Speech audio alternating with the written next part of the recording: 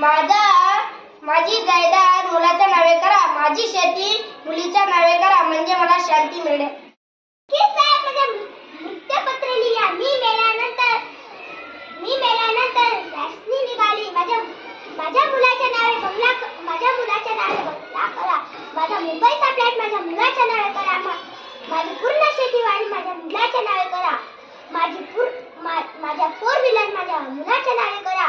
माझी पूर्ण संपत्ती माझ्या मुलाच्या नावे करा, म्हणजे मला मोक्ष मिळेल. मंडळी ही होती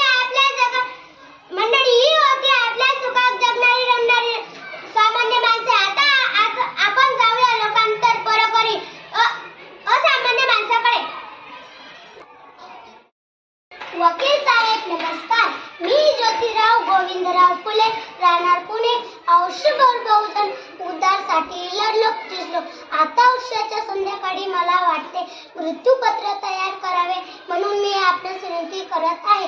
माझ्या मृत्यूनंतर माझा दत्तक चिरंजीव यशवंत मॅट्रिकची परीक्षा पास करून इतर पदव्या संपादन करण्याकरिता प्रयत्न न करता उन्हासारखी लोकांच्या मुलांसारखी वर्तणूक करू लागला.